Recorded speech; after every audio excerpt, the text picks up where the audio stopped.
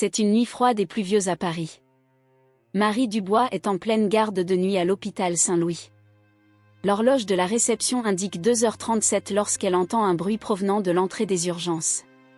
Intriguée, Marie se dirige vers la porte, ses pas résonnant dans les couloirs silencieux. Lorsqu'elle ouvre la porte, elle est confrontée à une scène choquante. Un homme est allongé sur le sol, trempé et secoué de violents tremblements. Son visage était pâle et ses lèvres avaient une inquiétante teinte bleutée. Marie n'hésite pas une seconde et s'agenouille immédiatement à côté de lui. « Monsieur, vous m'entendez » demande-t-elle en touchant doucement l'épaule de l'homme. L'homme ouvrit difficilement les yeux, sa respiration était lourde et irrégulière. Il réussit à marmonner « à l'aide » avant d'être pris d'une violente quinte de toux.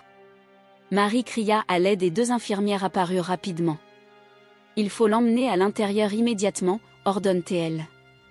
Alors que les infirmières hésitent, regardant avec inquiétude les vêtements sales et déchirés de l'homme, Marie est déjà en action.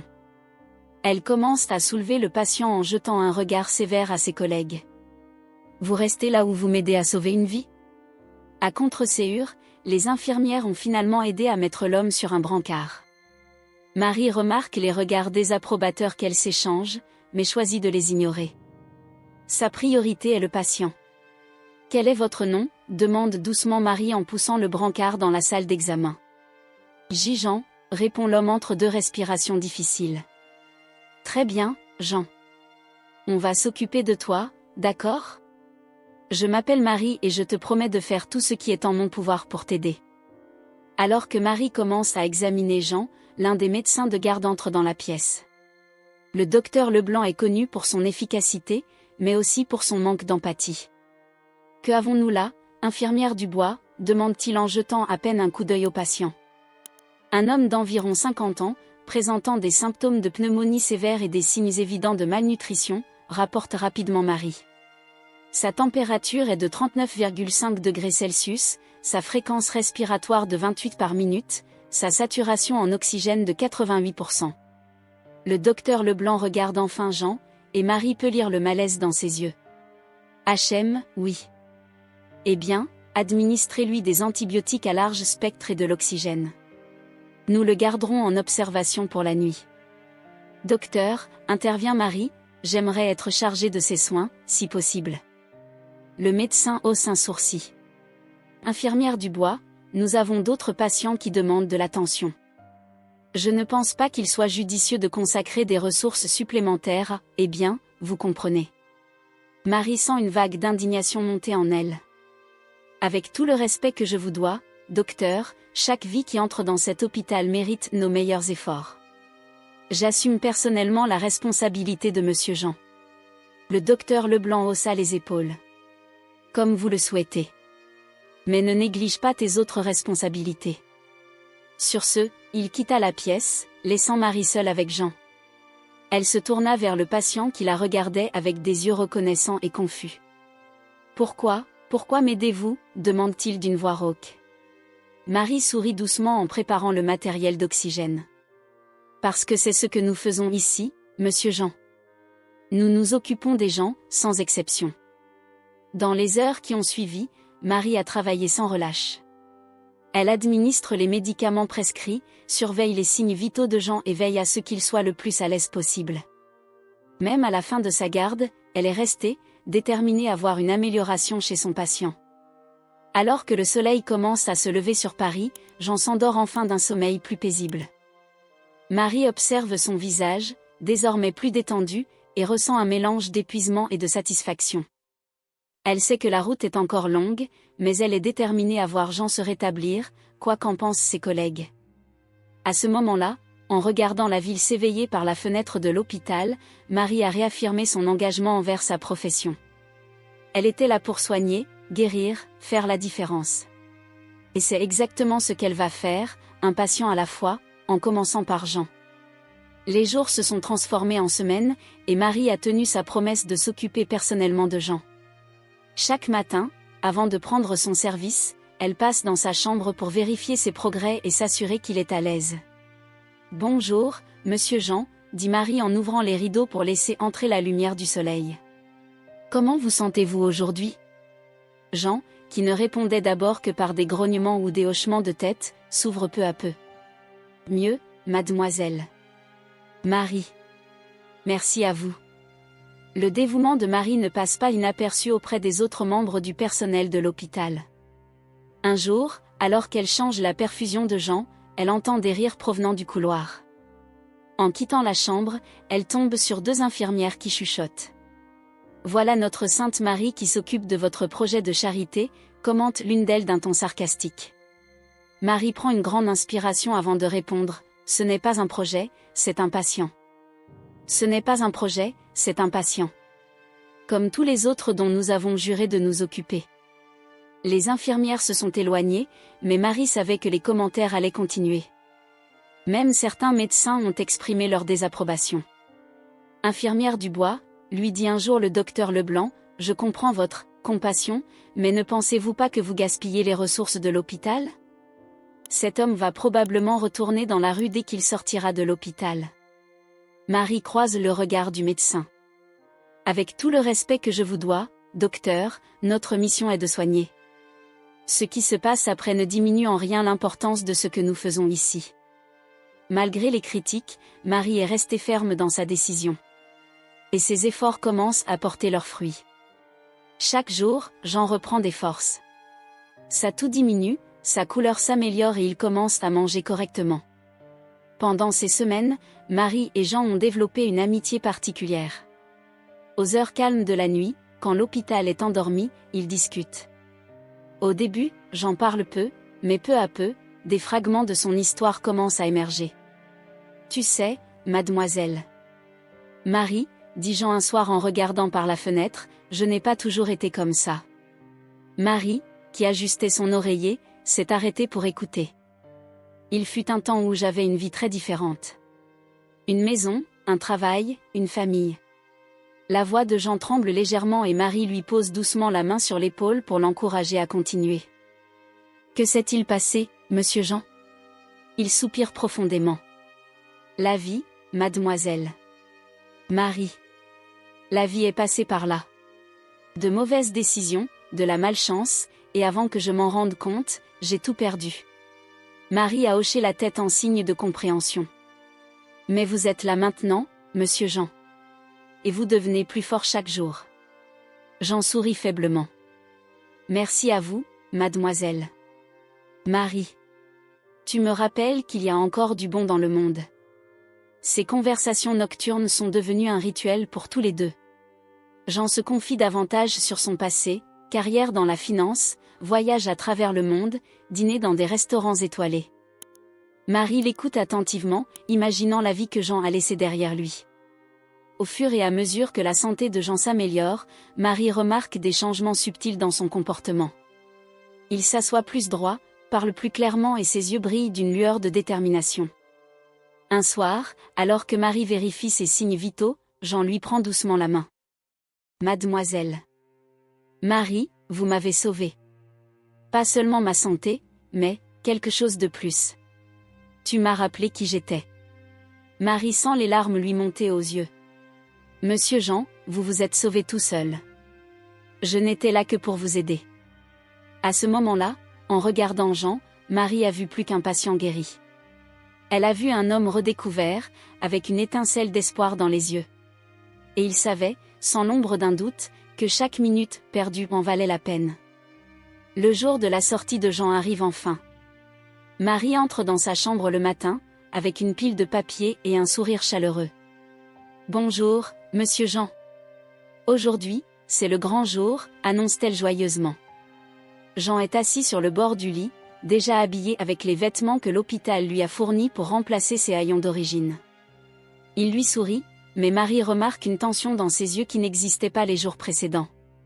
Bonjour, mademoiselle. Marie, répond-il, sa voix trahissant un léger tremblement. Marie commence à expliquer la procédure de sortie, mais s'aperçoit que Jean semble distrait, ses yeux se déplaçant sans cesse vers la porte et la fenêtre. Monsieur Jean, tout va bien ? Demande-t-elle en interrompant son explication. Jean a l'air surpris. Oh, oui, oui. Je suis désolé, j'ai hâte de sortir, je suppose.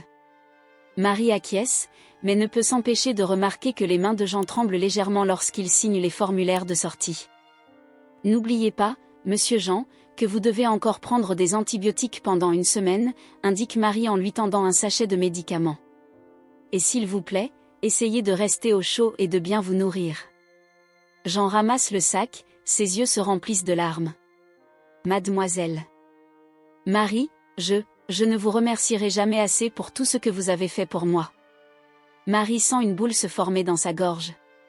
Pas besoin de me remercier, monsieur Jean. C'est mon travail et ce fut un plaisir de m'occuper de vous. Jean se lève brusquement, surprenant Marie. Il faut que j'y aille, dit-il, la voix chargée d'émotion. Marie l'observe, perplexe devant sa soudaine précipitation.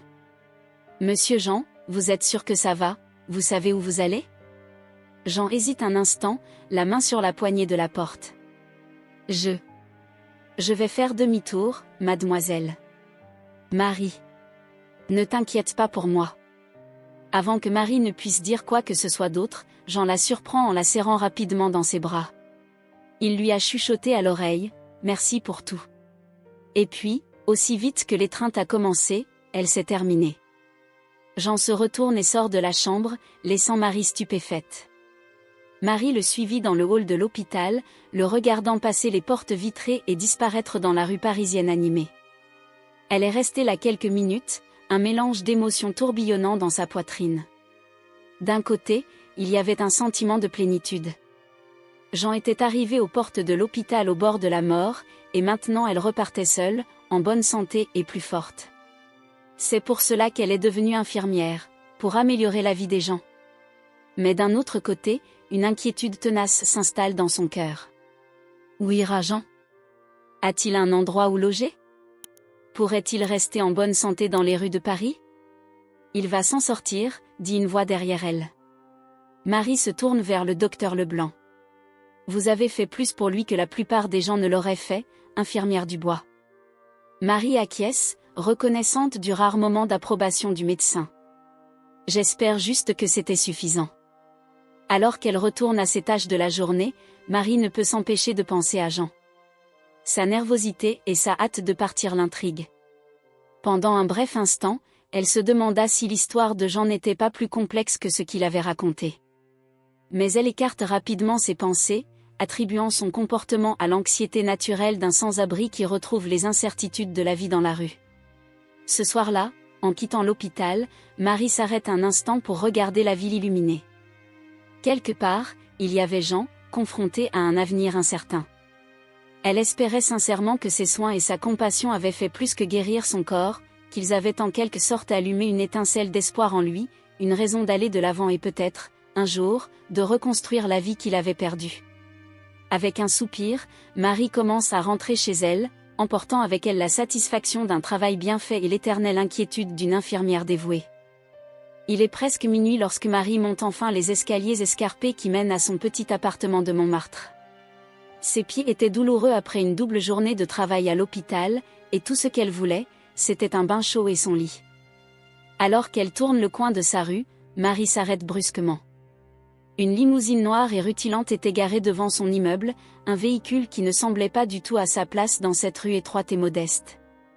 Marie hésita, sa main s'accrochant instinctivement à la lanière de son sac à main. Alors qu'elle se demande si elle doit continuer ou non, la porte arrière de la limousine s'ouvre et un homme de grande taille, vêtu d'un costume impeccable, en sort. Ses yeux parcoururent la rue jusqu'à ce qu'il trouve Marie. « Mademoiselle Dubois », appela-t-il d'une voix grave et formelle. Marie sentit un frisson lui parcourir l'échine. Comment cet homme connaissait-il son nom ? Elle recula d'un pas, prête à s'enfuir si nécessaire. L'homme dut se rendre compte de son appréhension, car il leva les mains dans un geste d'apaisement. « Ne vous inquiétez pas. Je m'appelle Jacques Leroy. Je suis l'assistant personnel d'une personne qui aimerait beaucoup vous parler. » Marie fronce les sourcils, sa curiosité l'emportant momentanément sur sa peur. « Me parler ? De quoi ? » Jacques sourit doucement. « À propos de votre travail à l'hôpital Saint-Louis. Plus précisément, à propos d'un patient que vous avez traité récemment. » Le cœur de Marie fait un bond. « Jean. Mais comment ? Et pourquoi? Je ne comprends pas, balbutie Marie. Je ne peux pas parler des informations sur les patients. C'est confidentiel. Jacques a hoché la tête en signe de compréhension.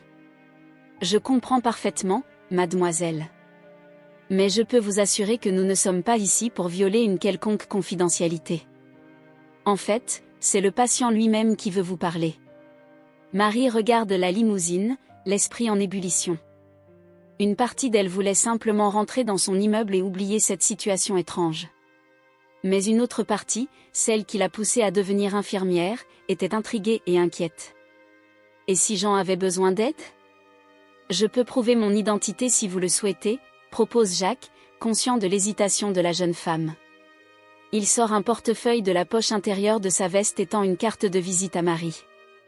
Les mains tremblantes, elle prend la carte. Dans la faible lumière du réverbère, elle lit « Jacques Leroy, attaché de direction, groupe Lefebvre ». Marie cligne des yeux, confuse. Le groupe Lefebvre? C'était l'une des plus grandes entreprises de France. Quel est le rapport avec Jean? Mademoiselle Dubois, dit Jacques doucement, je sais que cela doit vous paraître très étrange et soudain. Mais je peux vous assurer qu'il ne vous arrivera rien. Il y a quelqu'un dans la limousine qui serait très reconnaissant de pouvoir disposer de quelques minutes de votre temps. Marie se mordit la lèvre, évaluant ses options. Son instinct de conservation luttait contre sa curiosité et son désir d'aider. Finalement, avec un profond soupir, elle prit sa décision. D'accord, dit-elle en redressant les épaules. Mais si quelque chose semble suspect, je partirai immédiatement. Jacques sourit, l'air sincèrement soulagé. Bien sûr, bien sûr. Venez avec moi, s'il vous plaît. Il la conduit jusqu'à la limousine et lui ouvre la porte arrière. Marie hésita un instant avant de se pencher pour regarder à l'intérieur du luxueux véhicule. L'intérieur était sombre, seulement éclairé par une faible lumière ambiante. Marie plissa les yeux, essayant de discerner la silhouette assise sur le banc d'en face. Alors que ses yeux s'adaptaient à l'obscurité, elle sentit son cœur s'arrêter un instant. Là, vêtu d'un élégant costume, les cheveux soigneusement peignés et la barbe taillée, se trouvait un homme qu'elle reconnut immédiatement, malgré sa transformation spectaculaire. « Jean » murmura-t-elle, incrédule. L'homme sourit, ses yeux brillent d'un mélange de gratitude et de quelque chose qui ressemble à de la culpabilité. « Bonjour, mademoiselle Marie » répondit-il doucement. « Je crois que je vous dois quelques explications. » Marie est restée paralysée un instant, son esprit s'efforçant d'assimiler la scène qui se déroulait devant elle. L'homme qu'elle avait connu sous le nom de Jean, le sans-abri malade dont elle s'était occupée à l'hôpital, était maintenant assis dans une limousine de luxe, habillé comme un cadre supérieur. « Je vous en prie, mademoiselle Marie, montez » lui dit doucement Jean en lui indiquant d'un geste le siège à côté d'elle. Encore hébétée, Marie entre avec hésitation dans la limousine. L'intérieur est luxueux, avec du cuir souple et du bois poli. Le contraste avec le petit appartement dans lequel elle s'apprête à entrer est surréaliste. Dès que Marie s'est assise, Jean a fait signe à Jacques, qui a fermé la porte et pris le volant. La limousine se met à rouler silencieusement dans les rues de Paris. Je ne comprends pas, finit par dire Marie, la voix tremblante. Jean, que se passe-t-il? Qui es-tu vraiment? Jean soupire profondément et passe la main dans ses cheveux désormais bien coiffés. Mon vrai nom est Pierre Lefebvre, commença-t-il, je suis, ou j'étais, le PDG du groupe Lefebvre. Marie a l'impression qu'on lui a coupé l'air des poumons. Lefebvre est un nom connu dans toute la France, associé à l'une des plus grandes fortunes du pays. Mais pourquoi, balbutie-t-elle. Pourquoi étais-tu dans la rue? Pourquoi t'es-tu fait passer pour un sans-abri? Pierre, qui n'est plus Jean dans son esprit, regarde un instant par la fenêtre avant de reporter son regard sur Marie. Ses yeux sont remplis d'un mélange de honte et de gratitude. Il y a 6 mois, j'étais au sommet de ma réussite. Le groupe Lefebvre était plus fort que jamais, j'avais tout ce que l'argent pouvait acheter. Mais j'étais vide à l'intérieur, Marie. Complètement vide. Il fait une pause, déglutit avant de poursuivre. Je suis tombée dans une profonde dépression. Rien ne semblait avoir de sens. Un jour, je suis partie. J'ai tout laissé derrière moi et j'ai commencé à errer dans les rues de Paris. Marie écoute en silence, choquée par cette révélation. Au début, j'étais comme en transe.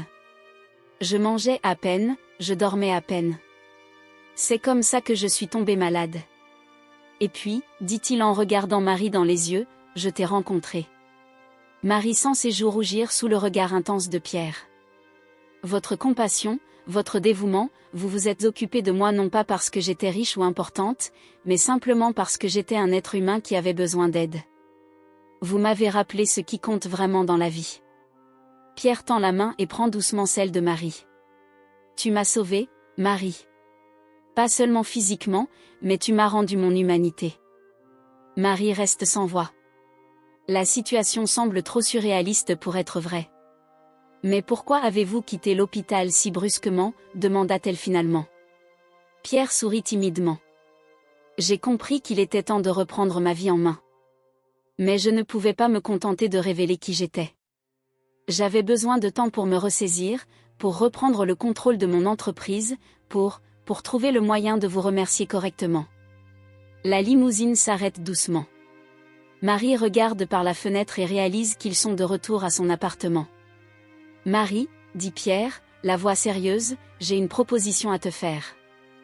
Une façon de me remercier, mais aussi de remercier tous ceux qui, comme moi, ont besoin d'aide et de compassion. Marie le regarde, curieuse et un peu craintive. Mais c'est une conversation pour une autre fois, dit Pierre en souriant. Vous avez eu une longue journée. Reposez-vous, et si vous êtes d'accord, j'aimerais vous rencontrer demain pour en discuter davantage. Encore abasourdie, Marie acquiesce en silence. Elle sort de la limousine et la regarde s'éloigner dans la nuit parisienne, l'esprit agité par les révélations de la soirée et les possibilités du lendemain. Le lendemain matin, Marie a du mal à se concentrer pendant son service à l'hôpital. Elle repense sans cesse aux événements surréalistes de la nuit précédente. À la fin de son service, la même limousine l'attend à l'extérieur de l'hôpital. Jacques l'emmène dans un café élégant au cœur de Paris. Là, Pierre Lefebvre, Marie a encore du mal à ne pas l'appeler Jean, est assis à une table discrète au fond. Marie, sourit-il en se levant pour la saluer. Merci d'être venu. Il s'assoit, pendant quelques instants, un silence gênant s'installe entre eux. C'est finalement Pierre qui le rompt. Marie, depuis que j'ai quitté l'hôpital, je n'arrête pas de penser à tout ce que tu as fait pour moi et à la façon dont je peux te rendre l'appareil, commença-t-il, mais plus encore, je pense à toutes les autres personnes qui sont dans la rue et qui ont besoin du genre de soins et de compassion que tu m'as offert. Marie acquiesce lentement. C'est une préoccupation constante pour beaucoup d'entre nous à l'hôpital. Nous n'avons pas toujours les moyens d'aider autant que nous le voudrions. Pierre sourit, une lueur d'enthousiasme dans les yeux. C'est là que j'aimerais faire bouger les choses. Marie, je voudrais vous proposer quelque chose, à vous et à l'hôpital Saint-Louis. Il marque une pause, comme pour créer un suspense, avant de poursuivre. J'aimerais financer la construction d'une nouvelle aile de l'hôpital, dédiée spécifiquement aux soins des sans-abri. Marie est stupéfaite. Une nouvelle aile ? C'est incroyable. Oui, un service complet, confirme Pierre. Avec du personnel spécialisé, des ressources dédiées, tout ce qu'il faut pour fournir des soins de qualité à ceux qui en ont le plus besoin. Marie sent les larmes lui monter aux yeux. L'idée dépassait tout ce qu'elle avait osé rêver. Mais, poursuit Pierre, j'ai une condition. Marie retient son souffle, attendant. Je veux que tu diriges cette nouvelle aile. Marie a cligné des yeux de surprise. Moi ? Mais je ne suis qu'une infirmière. Je n'ai aucune expérience en matière de gestion de... Pierre l'interrompt doucement. Marie, tu as quelque chose de bien plus précieux qu'une expérience en gestion. Vous avez de la compassion, du dévouement et un réel désir d'aider. Ce sont les qualités que je veux à la tête de ce projet. Marie est restée silencieuse un moment, prenant le tout en compte. C'est une proposition incroyable, Pierre. Mais il faudrait que j'y réfléchisse, que j'en parle à l'administration de l'hôpital. Bien sûr, acquiesce Pierre. Je ne m'attends pas à une réponse immédiate. Mais je veux que vous sachiez que je me suis engagée dans cette voie. Vos soins m'ont incité à utiliser mes ressources pour faire la différence. Elles ont continué à parler, à discuter d'idées et de possibilités. Marie sentait son esprit tourner avec le potentiel de tout cela. Une aile entière dédiée à l'aide aux plus démunis, c'était un rêve devenu réalité. Au moment de se quitter, Pierre tient la main de Marie. « Tu m'as rendu mon humanité, Marie. Maintenant, je veux aider à redonner de la dignité à d'autres personnes aussi perdues que moi. » Marie sourit, touchée. « Merci, Pierre. Pour ce que ça vaut, je ne pense pas que tu aies jamais perdu ton humanité. Elle est juste devenue un peu cachée pendant un certain temps. » En rentrant chez elle cet après-midi-là, Marie avait l'impression de flotter. L'avenir, qui lui avait semblé être une interminable série d'affectations épuisantes, s'annonçait désormais plein de possibilités. Elle savait qu'il lui restait beaucoup de travail à accomplir et de nombreux défis à relever. Mais pour la première fois depuis longtemps, Marie a senti qu'elle pouvait vraiment faire la différence dont elle avait toujours rêvé. Et tout a commencé par un acte de compassion envers un étranger par une nuit pluvieuse à Paris.